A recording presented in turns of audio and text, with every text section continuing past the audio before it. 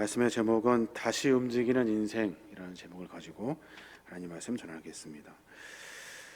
우리의 최대 감심사가 무언가 한번 생각해 볼 필요가 있습니다.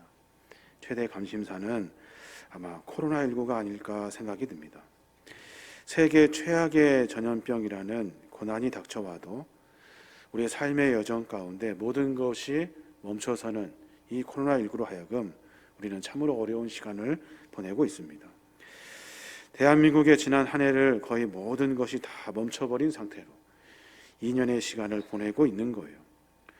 북적였던 가게가 이제 손님이 없어가지고 상점의 주인이 우두커니 텅 빈 가게를 바라보아야 하는 그 자영업자들의 고통은 참으로 크다 할 것입니다.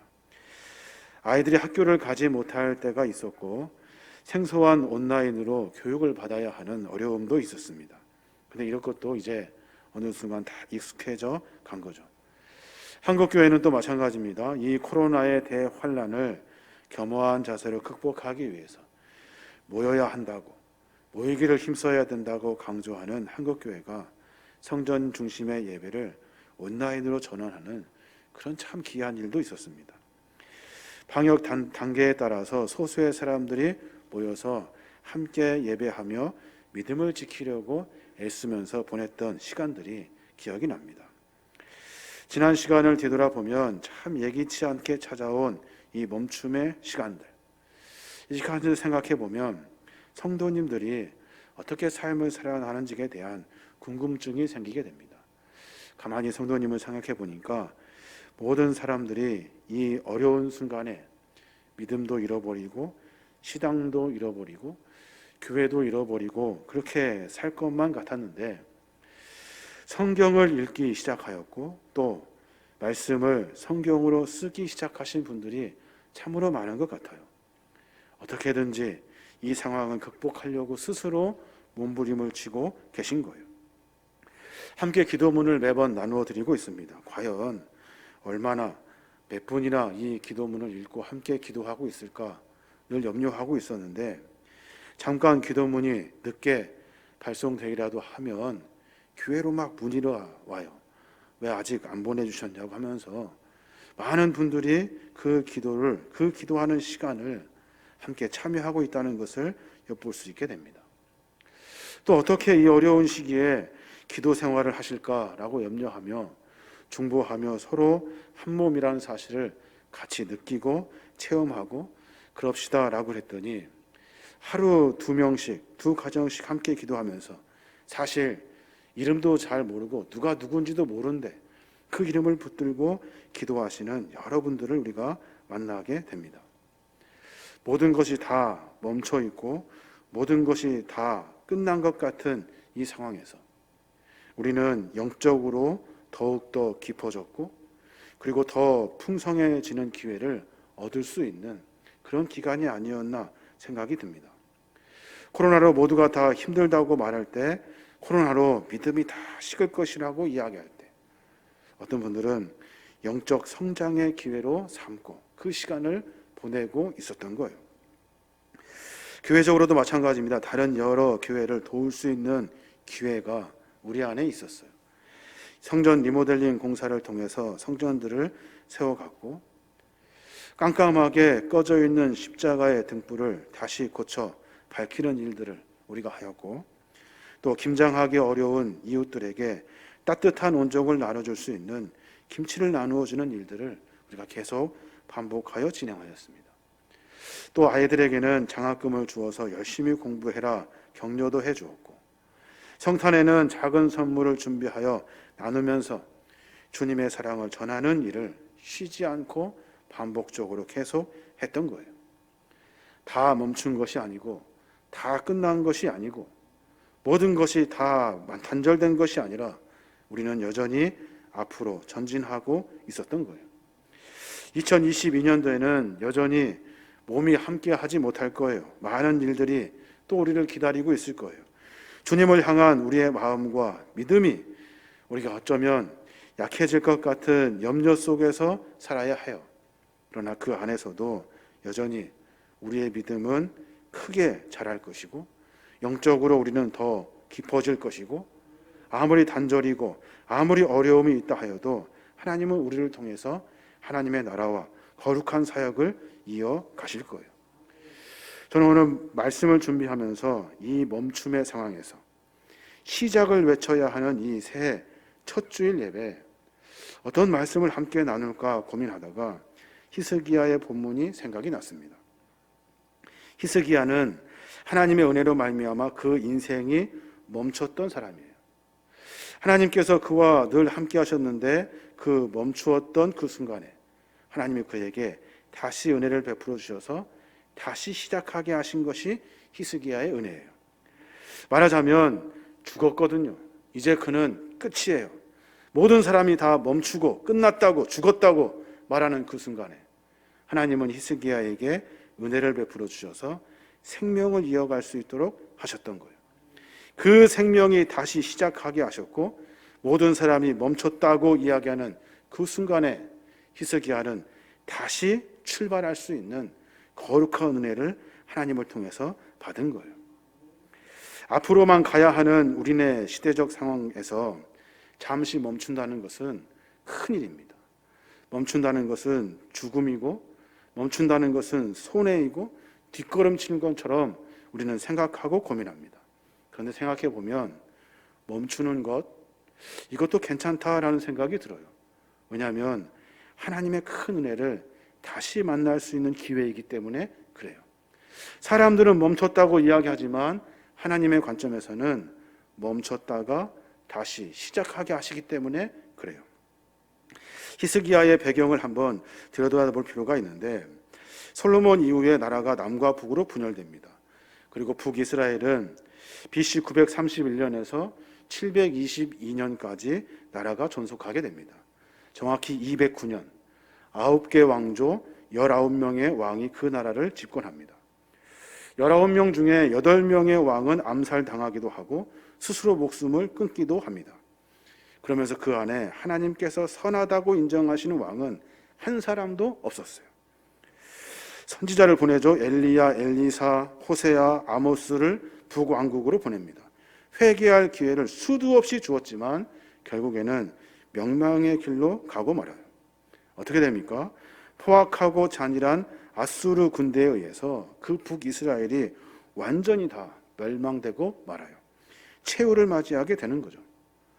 북이스라엘은 그렇고 밑에 남유다 왕국은 그 멸망의 현장을 생생히 지켜볼 수밖에 없었어요. 그 멸망의 순간을 지켜본 왕이 누구냐면 히스기야였어요.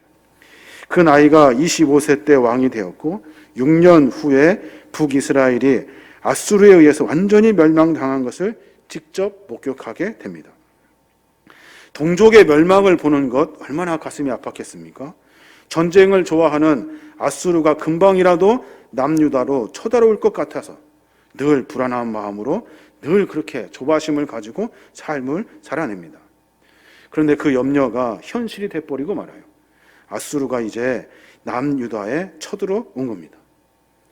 히스기야는 그의 아버지 아하스 왕이 하나님을 버리고 아수르의 이방신을 섬기며 그가 개종하면서까지 아수르의 굴욕적인 외교를 보였던 것을 참으로 못 견뎌 했던 왕입니다. 그래서 그가 왕이 된 다음에 아버지가 들여온 이방 킹상을 전부 다 파괴해버리고 오로지 하나님만을 섬기겠다고 작정한 왕이에요. 그래서 성경은 그를 선한 왕이다 라고 표현하고 있어요. 열왕기하 18장 5절부터 보면 그렇게 말해요. 히스기야가 이스라엘 하나님 여호와를 의지하였는데 그의 전후 유다 여러 왕 중에 그러한 자가 없었으니 곧 그가 여호와께 연합하여 그에게서 떠나지 아니하고 여호와께서 모세에게 명령하신 계명을 지켰더라. 하나님을 잘 섬겼던 그런 사람이었어요. 하나님 보시기에 합당한 사람이었어요. 전도 후도 그럴 만한 사람이 없었어요. 그런데 그에게 어려움이 닥칩니다. 갑자기 병이 들게 된 거예요. 열왕기하 20장에 보면 어떤 병인지 잘 구별할 수 없지만 힌트가 나와 있습니다. 무화과를 반죽해서 그 상처에 이렇게 올려놓았대요. 추론해 보건대 아마도 종기 같은 악성 종기 같은 것이 히스기야의 몸에 있었던 것 같아요. 그 나이가 39세. 아직 아들 브낫세도 출생하기 전에 된 일이에요. 젊은 왕이 병이 들었어요. 젊은 왕이 이제 죽게 되었다고요. 다른 사람이 보았을 때는 끝이에요. 이제 끝났구나. 저 사람은 죽었어. 이제 저 왕은, 저 왕조는, 저 이스라엘 남유다 그 땅은 이제 멸망이야 라고 모두가 다 멈춰섰다고 이야기를 합니다. 생각해 보니까 젊은 왕이 왜 병들었을까? 한 목소리로 모두가 그렇게 말해요. 정치 외교적 고통 때문에 그럴 것이다. 왜냐하면 극심한 스트레스가 히스기야를 아주 엄습하고 있었거든요. 성경을 조금 더 들여다보면 열왕기하 18장부터 우리가 그 말씀을 읽으면 우리가 그 말씀을 읽는 우리도 속에서 불이 나요. 불이. 안에서 화가 막 올라온다고요. 어떤 일이 있었냐면 예루살렘을 위협하는 아수르 왕 사네림, 그를 달래려고 히스기야 어떤 일을 하냐면 성전에 있는 보물, 왕궁에 있는 보물을 다 그에게 내어다 줍니다. 그것도 모자라서 성전 문에 있는 그 기둥에 입힌 금까지 다 벗겨가지고 그 아수르 왕을 달래려고 전부 다 내어다 주어요. 뿐만 아니라 랍사게라고 하는 아수르 대변인이 있는데 그가 온 이스라엘 백성들 앞에서 공갈을 쳐요. 하나님과 유다 백성을 조롱하면서 모욕하며 조롱한다고요. 그 조롱의 이야기를 현대의 성경으로 읽어보면 참 기가 막혀요. 열왕기하 18장 23절부터 보면 자, 내가 우리 아시리아 왕의 이름으로 한 가지 내기를 제안하겠다. 만일 너희가 맡을 사람 2,000명을 구할 수 있으면 내가 그만한 말을 너희에게 주겠다. 아시리아의 제일 하급 장교 한 사람도 당해내지 못할 너희들에게 이집트가 전차와 마병을 지원해 준들 무슨 소용이 있겠느냐. 이게 무슨 말이냐면 너희들 중에 말 탈 사람이 있냐는 거예요. 말 탈 사람이 있으면 나와보라 해라. 2,000명 오면 내가 2,000마리의 말을 줄게. 너희들은 그렇게 하찮아. 아무것도 아니야. 하급 장교, 가장 낮은 하급 장교 한 사람도 당해내지 못할 너희들이 무슨 일을 한다고 하는 거야 하면서 조롱해요. 더 가가는 것은 내가 여호와의 도움이 없이 너희 나라를 치러 온 줄 아느냐. 여호와께서는 나에게 직접 이 땅을 쳐서 멸망시키라고 말씀하셨다는 거예요. 이방신을 섬기는 사람이 여호와의 이름을 들먹이면서 너희들이 섬기는 여호와 하나님 나에게 명령했다는 거예요. 나한테 그 하나님이 내가 너희들을 멸망시키라고 명령하셨다는 거예요. 조롱하고 약올리고 하찮게 여기고 히스기야는 이 모욕스러운 순간순간을 침묵으로 견뎌야 했습니다. 히스기야는 백성에게 명령해요. 그 모욕 앞에 잠잠하고 한마디도 대답하지 말고 이 고통을 넘기자고 지시를 합니다. 마치 빌라도 법정에 끌려가서 모욕을 당할 때 침묵하신 예수님처럼 모두가 다 그 모든 일들을 온몸으로 받아들이고 있는 거예요. 그러다가 그 고통을 당한 히스기야가 그만 몸져 누워 죽을 날을 기다리게 된 거예요. 봤을 때 끝입니다. 이제는 히스기야도 끝이고 이스라엘 백성도 끝이에요. 모든 것이 다 끝이에요. 이제는 멈춤. 그래서 다시는 일어날 수 없는 어쩌면 죽음의 순간으로 들어가고 있는 거예요. 그런데요, 그가 다시 시작하기 시작합니다. 다시 일어나요. 이사야 38장 2절부터 보면 히스기야가 얼굴을 벽으로 향하고 여호와께 기도하여 이르되 여호와여 구하오니 내가 주 앞에서 진실과 전심으로 행하며 주의 목전에서 선하게 행한 것을 기억하옵소서 하고 히스기야가 심히 통곡하니 라고 말해요. 사람들은 끝이라고 이야기하고 멈췄다고 이야기하고 이제는 멸망이라고 이야기하고 이제는 너는 망했다고 이야기를 한다고요. 그런데 그때 그 순간에 멈춤의 그 순간에 히스기야가 다시 몸을 추스려서 주 앞에 나와 기도하기 시작해요. 성전 앞에까지 깊이 들어갈 수 없으니 성전 벽을 보고 기도하고 있는 거예요. 걸어갈 힘이 없어서인지 벽을 보고 답답한 마음을 토로하며 여호와께 기도하고 있어요. 벽이라는 단어가 성경에 들어와 있어요. 이 의미는 앞이 캄캄하다는 말이겠죠. 더 이상 전진할 수 없는 깜깜한 벽이 그 앞에 있다는 일이겠죠. 근데 히스기야는 그 앞에 서서 기도합니다. 나쁜 소식을 전해드는 히스기야의 첫 번째 반응은 기도였다는 거예요. 하나님 앞에서 진실과 전심으로 선한 삶을 살았던 히스기야가 하나님을 향하여 항의할 수도 있었는데, 내가 그렇게 열심히 살았는데 하나님 왜 나에게 이런 일이 벌어집니까? 분명하고 불평하고 원망할 수 있는데, 히스기야는 모두가 멈췄다고 하는 그 순간에 하나님 전에 나와 기도하더라는 거예요. 벽을 앞에 놓고 기도하던 그에게, 그가 울며 불며 하나님께 간구하며 그 시간에 하나님은 그 기도를 들으신 거예요. 우리의 삶의 모습을 우리가 가만히 뒤돌아 보면 우리도 마찬가지 멈추어 설 때가 있어요. 마치 모든 것이 멈출 수밖에 없는 상황이 우리 안에 있다고요. 다 죽었다고 생각하고 끝이라고 이야기하는 순간이 있어요. 그런데 신앙인들은 거기서 끝이 아니에요. 신앙인들은 거기서부터가 다시 시작인 거예요. 아무리 코로나가 기승을 부려도, 아무리 교회가 문을 닫고 모일 수가 없어도, 모든 것이 다 끝이라고 생각하는 그 순간에 세상 사람들은 그렇게 보아도 우리는 그때부터가 시작인 거예요. 그때부터 놀라운 기적이 일어나기 시작합니다. 5절부터 보면 여호와께서 응답해 주셔요. 내가 내 기도를 들었고 내 눈물을 보았노라.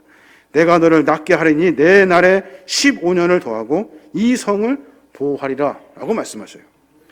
히스기야가 이렇게 눈물로 기도한 것은 단지 하나님 내 목숨 살려주십시오 라고 기도한 것이 아니에요. 왕의 영화를 더 누리고 싶어서 기도한 것이 아니에요. 오늘 본문에 보니까 이 성을 보호하시려고 하나님께서 히스기야의 생명을 15년 더 연장해 주셨대요. 그러니까 히스기야의 기도는 뭐예요? 하나님, 이 바람에 흔들리는 촛불 같은 나라를 위해서 내가 해야 할 일이 남아있지 않습니까? 내가 이 어려움 가운데 내가 해야 할 일이 분명히 있지 않습니까? 라고 하나님께 기도했다는 거예요. 그러니까 하나님께서 그에게 다시 사명을 허락해 주셔요. 그래서 그에게 성을 보호할 수 있도록 명령을 허락해 주시는 거예요. 이스라엘을 통해서 하나님이 너를 15년 더 살게 하신대. 하나님이 너에게 성을 보호하는 명령을 허락해 주셨어 라고 말할 때 히스기야는 믿지 않습니다. 그래서 어떻게 해요? 증표를 보여주십시오. 증표를. 저 해시계가, 그러니까 자기 아버지 아하스가 만들었던 아하스의 해시계가 10도 뒤로 물러가게 해 주십시오 라고 말한 거예요. 그랬더니 하나님께서 그 태양을 멈추게 하시고 그에게 다시 사명을 붙들게 하신 거예요. 왜 그에게 이런 기적이 일어났을까요? 왜 그에게 하나님은 모두가 끝났다고 하는 그 순간에 하나님은 그를 다시 일으켜셔서 하나님의 사명을 감당하게 하셨을까요? 사랑하는 여러분, 우리는 코로나로 인해서 어렵고 힘든 상황을 보내고 있습니다. 세상 사람들이 봤을 때는 다 끝이라고 이야기한다고요. 아무리 계산기를 들여봐도 이제는 끝이에요. 그런데 하나님 앞에 기도하면 하나님은 우리에게 거룩한 사명을 다시 허락해 주시는 거예요. 그러니까 기도할 때 어떻게 기도해야 됩니까? 내가 정신없이 앞만 보고 달리다가 힘과 욕심 다해서 정신없이 달리는 그 순간에, 어떤 맞닥뜨리는 그 순간을 만나면, 멈춤의 순간이 만나면, 내가 절벽 같은 상황을 만나면 하나님 앞에서 우리에게 해야 할 기도는 하나님, 이 상황을 극복해 주십시오. 이 상황을 하나님 면하게 해 주십시오가 아니라 하나님, 내 사명이 무엇이기에 나로 하여금 멈추게 하셨습니까? 사람들은 정신없이 달립니다. 모든 것을 다 정신없이 내어놓고 정신없이 욕심을 부리며 달라요. 내가 뭔가 얻으려고 정신없이 달려요. 그러다 어느 순간에 멈춤의 순간이 오면 다 포기해버리죠. 절망해버리고 말아요. 그런데 그리스도인들은 하나님 앞에 기도합니다. 멈춰서는 순간에 모든 것이 다 손에서 내려놓는 그 순간에 하나님께 기도하여 하나님으로부터 사명을 다시 붙들게 되는 거예요. 25세 왕위에 올라 우상을 파괴하며 야심차게 나라를 이끌었던 히스기야. 아수르, 애굽, 구스, 바벨론 등에서 얽히고 설킨 국제관계 속에서 닥쳐온 이 위기 속에서 건강까지 잃어버리고 쓰러져 버리는 히스기야. 그 히스기야가 주의 앞에 다시 선 거예요. 전에는 하나님이 늘 도와주셨다고 생각하고 내 생각대로 정신없이 달려다가 이제는 멈춰서게 하신 거예요. 그리고 그의 인생을 뒤돌아보게 됩니다. 하나님이 나에게 맡겨주신 사명이 무엇인지 찾은 거예요. 열왕기하 19장 16절에 보면 그렇게 말해요. 여호와여 귀를 기울여 들으소서. 여호와여 눈을 떠서 보시옵소서. 사내림이 살아계신 하나님을 비방하러 보낸 말을 들으시옵소서 라고 이야기해요. 우리는 이런 기도를 하나님 앞에 드려야 돼요. 무슨 기도입니까? 나 살려주십소가 아니에요. 나 먹고 살기 위해서 하나님 도와주셔야 됩니다 라고 기도하는 것이 아니에요. 저들이 하나님을 비방하고 있습니다. 하나님의 영광을 가리고 있습니다. 하나님 직접 보십시오. 직접 들으십시오. 내가 살려고 하는 것이 아니라 저들이 하나님이 없다고 이야기를 합니다. 하나님, 나에게 다시 사명을 허락해 주셔서 주의 사명을 감당할 수 있도록 도와주십시오. 이게 우리가 해야 할 기도예요. 코로나가 이 나라를 엄습하고 있습니다. 모든 것이 다 멈춰섰고 끝이라고 생각합니다. 그러나 하나님의 시계를 봤을 때는 이제부터가 시작이에요. 이제부터 우리에게 다시 사명을 허락해 주시고 이제부터 하나님은 우리에게 은혜를 베풀어 주셔서 당신의 뜻을 이루어 가게 하시는 거예요. 6절부터 보면 그렇게 말해요. 너와 이 성을 아수르 왕의 손에서 건져내겠고 내가 또 이 성을 보호하리라. 이는 여호와께로 말미암는 너를 위한 징조이니 곧 여호와께서 하신 말씀을 그가 이루신다는 증거이니라 라고 말해요. 여기서 중요한 문장이 있어요. 아수르의 왕의 손에서 건져내겠고. 왜 건져낸다는 거예요? 너를 통해서 이 성을 보호하겠다는 하나님의 계획을 다시 말씀해 주신 거예요. 여러 가지 어려운 일을 통해서 우리가 멈춰설 때가 있습니다. 정말로 앞이 캄캄하고 아무것도 할 수 없는 순간이 있어요. 다른 사람들도 우리를 보고 이제는 끝이라고, 이제는 다 멈췄다고, 이제는 죽음이라고 이야기할 때가 있습니다. 그런데 우리는 그 순간 하나님께 기도해야 해요. 하나님, 모든 사람들이 하나님의 영광을 볼 수 있도록 하나님 다시 나에게 사명을 허락해 주십시오. 정신없이 앞만 보고 내 욕심을 쫓아 달렸다 한다면 이제는 하나님의 사명을 붙들고 삶을 살아야 하는 거예요. 분주하게 정신없이 달려가다 보니까 가끔 멈춰서게 하실 때가 있어요. 사업도 직장도 몸의 상태도 정신 차리고 또다시 정신없이 달려갈 일이 아니에요. 하나님께서 나에게 멈춤의 시간을 주시면 돌이켜서 내 사명이 무엇인지를 다시 붙잡아야 돼요. 하나님이 왜 나를 그리스도인 되게 하셨는지, 하나님이 왜 나에게 신앙을 주셨는지, 내가 이 시대 가운데 해야 할 일이 무엇인지 다시 되짚어야 하는 거예요. 세상의 삶을 살아다 보면 사람들 정신없이 달려갑니다. 그런데 그 순간에 어느 순간 멈춤의 순간이 왔을 때 어떤 사람은 자기 인생을 되돌아보고 다시 사명 앞에 서는가 하면 어떤 사람은 그 멈춤의 순간도 조바심 때문에 다시 또 정신없이 달리려고 몸부림치어 회개할 수 있는 기간도 잃어버리고 하나님의 사명을 다시 맡을 기회도 잃어버리며 그저 그렇게 살게 되더라는 거예요. 성경 말씀에 따르면 해가 멈춘 일은 역사상 딱 2번 있었습니다. 한 번은 우리가 읽었던 히스기야 사건이고 한 번은 여호수아 시대 때 발견합니다. 5 족속이 동맹을 맺어가지고 이스라엘과 전쟁을 합니다. 그때 한참 싸우는데 해가 막 떨어져요. 그러니까 여호수아가 기도합니다. 태양이 기브온 하늘 위에 머물고 달이 아얄골 곡자기에 머물기를 기도합니다. 그랬더니 하나님이 그렇게 일하셔요. 여호수아 10장 13절에 보면 태양이 머물고 달이 멈추기를 백성이 그 대적에게 원수를 갖기까지 하였느니라. 야살의 책에 태양이 중천에 머물러서 거의 종일토록 속히 내려가지 아니하였다고 기록되지 아니하였느냐. 그러니까 기도한 대로 태양이 멈춰선 거예요. 사람들이 정신없이 전쟁을 하겠죠. 이 전쟁 내가 칼 싸움을 잘해서 무슨 활을 잘 쏴서 이 전쟁 내가 이길 수 있어 하면서 정신없이 달려갑니다. 그런데 어느 순간 태양이 멈춰섰어요. 전쟁은 계속되지만 전에는 내가 주인이었지만 이제는 하나님이 주인이 돼버려요.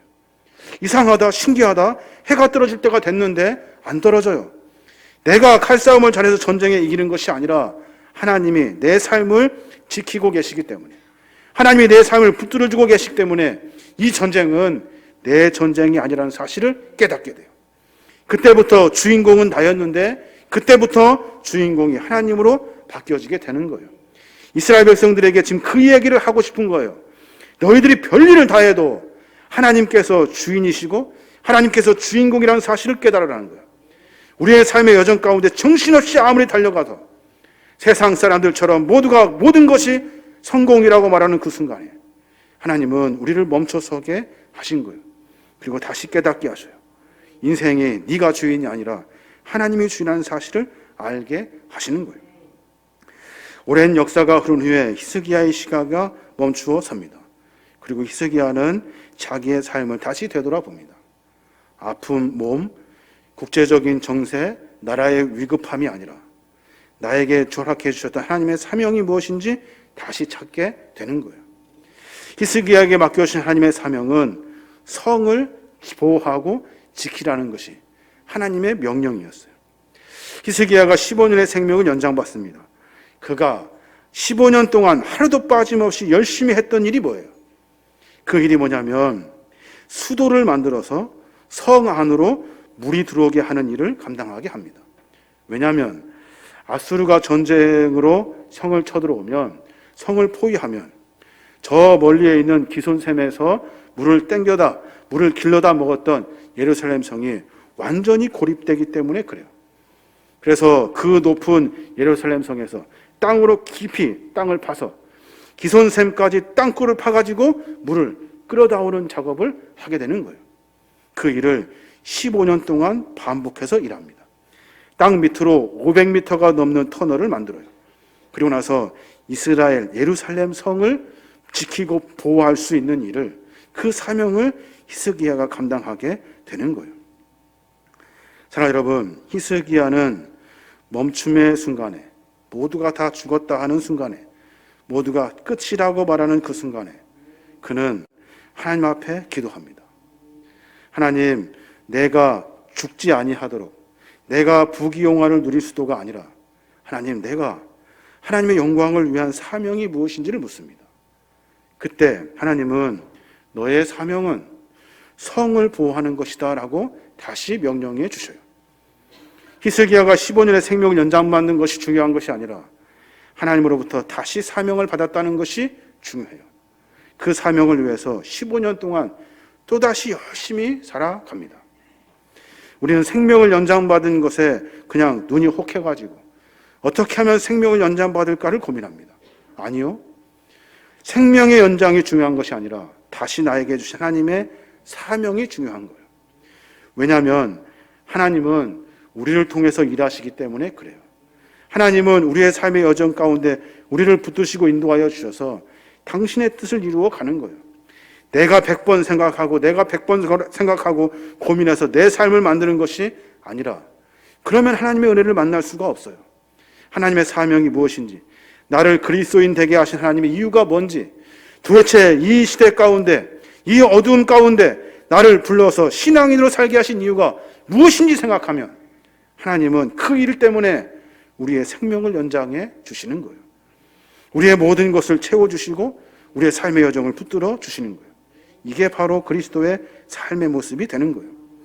이사야 41장 13절에 보면 그런 말씀이 있습니다.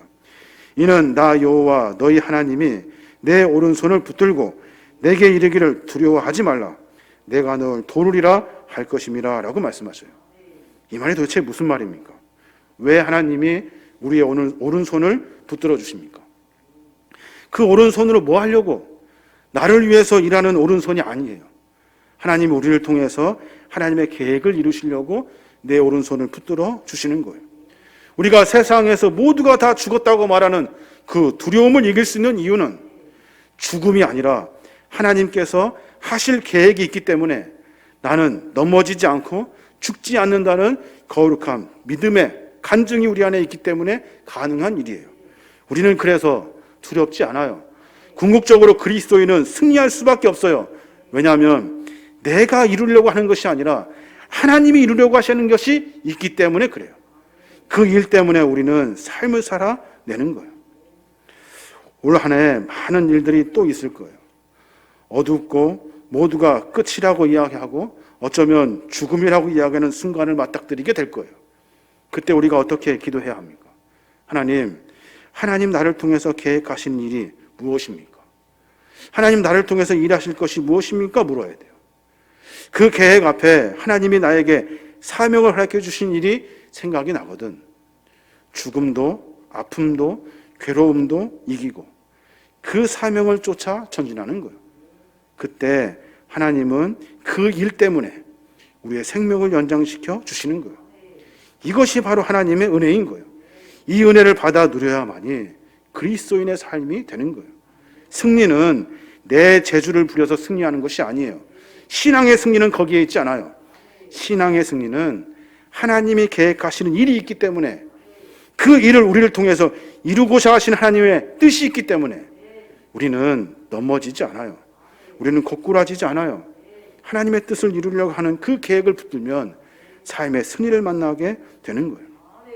저와 여러분이 올 한 해 그런 고백들이 있었으면 좋겠습니다. 하나님, 어려움이 있습니다. 괴로움이 있습니다. 힘듦이 있습니다. 고백하기 전에 하나님, 내 사명이 무엇입니까? 이 어려움을 극복할 수 있을 만한 내 사명은 무엇입니까? 이것이 아무것도 아닌 것처럼 보여지고 생각되는 내 사명이 무엇입니까? 그때 하나님은 우리에게 사명을 허락해 주시고 내가 큰일이라고 내가 고민이라도 말하는 이 문제가 아무것도 아닌 문제가 되는 거예요. 아, 하나님의 궁극적인 뜻은 그 사명을 이루시려고 하시는 것이 있기 때문에 이 문제는 아무것도 아닌 거예요. 이런 삶의 고백으로 말미암아 한 걸음 한 걸음 전진해내는 겁니다. 그래서 우리는 신앙인들은 내 인생을 사는 사람들이 아니에요.